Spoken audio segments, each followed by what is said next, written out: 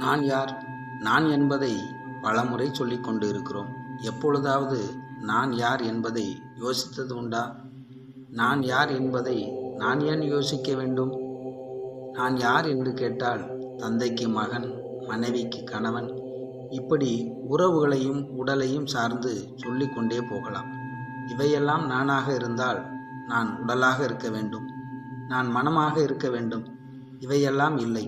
நான் உடலாக இருந்தால் உடல் மாறாமல் இருக்க வேண்டும். குழந்தையிலிருந்து வளரும்போது மாறிக்கொண்டே இருக்கிறது. நான் மனமாக இருந்தால் எண்ணங்கள் மாறாமல் இருக்க வேண்டும். நான் உணர்ச்சியாக இருந்தால் அது வருவதும் போவதும் இல்லாமல் இருக்க வேண்டும். இந்த உலகில் எல்லாம் மாறிக்கொண்டே இருக்கிறது. இந்த உலகில் மாறாமல் ஒன்று இருந்து கொண்டே இருக்கிறது. அது நான் தான். அந்த நான் யார் என்பதை தேட வேண்டியது ஒன்றுமில்லை, ஏற்கனவே நீங்கள்தான். இதை அறிந்து கொள்ள முடியாமல் ஆசை, பயம், பாசம், அகங்காரம் இதையெல்லாம் மறைத்திருக்கிறது. இந்த உலகில் நிலையானது எதுவும் இல்லை, எல்லாம் அழியக்கூடியதாக இருக்கிறது. எது அழியாமல் இருக்கிறதோ அதுதான் நான். நான் என்பது ஒன்றுதானா?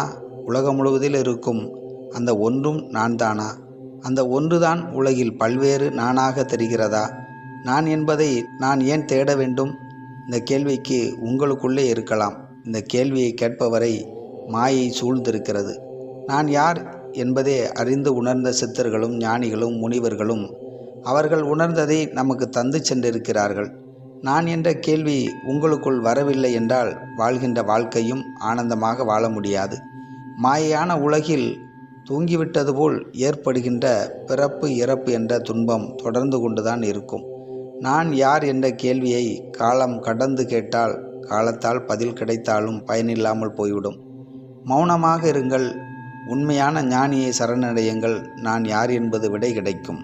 ஆகாயத்திலும் அண்டவெளியிலும் அகத்துக்குள் இருப்பதும் நான் தான். நான் யார் என்பதை அறிய அகத்துக்குள் திரும்பி பார்க்க சொல்லுகிறார்கள் நம்ம சித்தர்களும் ஞானிகளும் முனிவர்களும் யோகிகளும். அகத்துக்குள் பார்ப்பது எப்படி? அகத்தின் வாசல்தான் எது? அந்த வாசலை அறிந்து உணர என்ன செய்ய வேண்டும்? அகத்துக்குள் செல்ல இரு கண்கள்தான் வாசல்.